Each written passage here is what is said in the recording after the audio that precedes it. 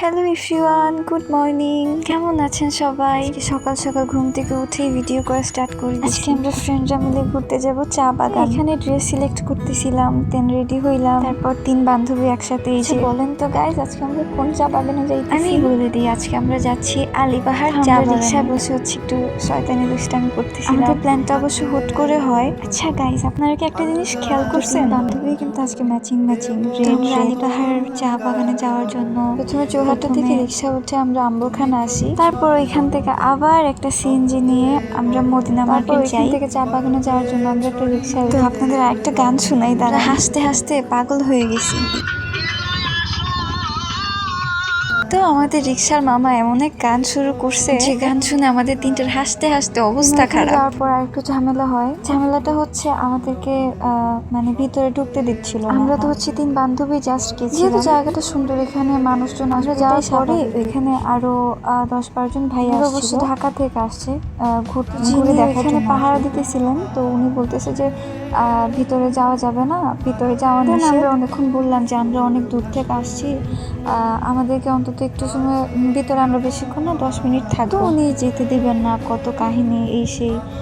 ওনার কথা হচ্ছে ছেলেগুলোর সাথে, মানে ওই ভাইয়াগুলোর সাথে একসাথে আসছি। বুঝে টুঝে মানে ভিতরে ঢুকি। আমরা অবশ্য যখন বের হই তখন অবশ্য উনি বুঝতে পারছেন যে আমরা একসাথে আসছি না। এখানে স্থানীয় যারা ছিল তারা বলতেছিল যে না থাক, যাক ভিতরে ঘুরে টুরে আসি। যেহেতু আমরা অনেক দূর থেকে আসছিলাম, তো তার জন্য আমাদেরকে ঢুকতে দিচ্ছে। ভিতরে গিয়ে মানে ওইখানকার আবহাওয়া বা জায়গাটা দেখে আসলে মন একদম ফুরফুরা হয়ে যায়। ভিতরে গিয়ে আমরা কিছু ছবি টবি তুলি, ভিডিও। তারপর আমরা ভিতরে গিয়ে একটু গান টান করি। সত্যি বলতে গেলে গাইস, ট্রাস্ট মি, আমি একটু গিটার বাজাইতে পারি না। জাস্ট এই 2টার পাল্লায় পড়ে আজকে আমি গিটারটা নিয়ে জাস্ট একটু টুংটাং করছি, এইটাই। আমি অ্যাকচুয়ালি গিটার বাজাইতে পারি না। এটা দেখা আবার কেউ হাইছেন না। আপনাদের গানটা একটু শোনাই।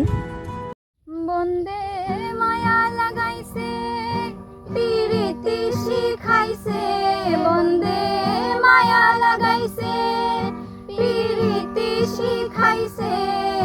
দেওয়ানা বানাইছে, কি জাদু করিয়া বন্দে মায়া লাগাইছে। কি জাদু করিয়া বন্দে মায়া লাগাইছে। আমার বন্ধু চিকন কালিয়া দেখো আসিয়া। আমার বন্ধু চিকন কালিয়া দেখো আসিয়া। আমি কেমন আছি পরের ঘরে তোমার পাশরিয়া। কেমন আছি আমি, কেমন আছি পরের ঘরে তোমার পাশরিয়া।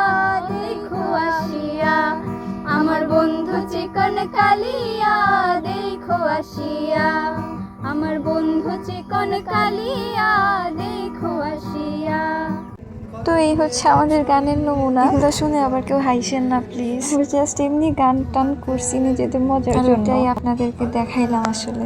তো আমি বুঝি না গাইস, এই বাচ্চাগুলার আসলে আমাকে দেখতে কি হয়। আমি যেখানেই যাই এরকম কয়েকজনের সাথে দেখা হয়। এই বাচ্চাটা আমাকে দেখার পরে হচ্ছে ও হচ্ছে গিয়ে একটু দূরে ছিল, তো দেখার পরে কি জানি হয়েছে, আমাকে যে একদম দৌড় দিয়ে চলে আসে। এরপরে তো আপনারা দেখতেই পারতেছেন কিভাবে একদম শুয়ে টুয়ে পড়ে আছে।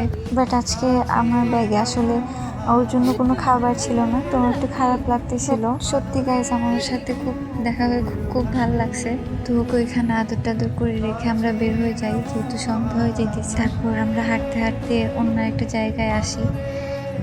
বাট এখানে আমার আহামরি কিছুই ভালো লাগে না। এখানে দেখার মতো কিছুই নেই, জাস্ট এখানে বসার জন্য 2-1টা জায়গা আছে। তারপর এখানে সামনে দেখলাম ফুচকার ছোট একটা স্টল, মিলে এখানে একটু ফুচকা টুচকা খাই। বাট এখানে ফুচকাটাও আমার তেমন একটা মজা লাগে না, কিন্তু সকাল থেকে তেমন কিছু খাওয়া হয় নাই, তার জন্য আসলে যেটা পাইছি ওইটাই খাইছি। তারপর 3 বান্ধবী রিক্সায় করে যে যার বাসায় যেতেছি। আজকের ভিডিওটা এতটুকুই। ভালো লাগলে লাইক কমেন্ট করবেন। সবাই ভালো থাকেন। Tata guys.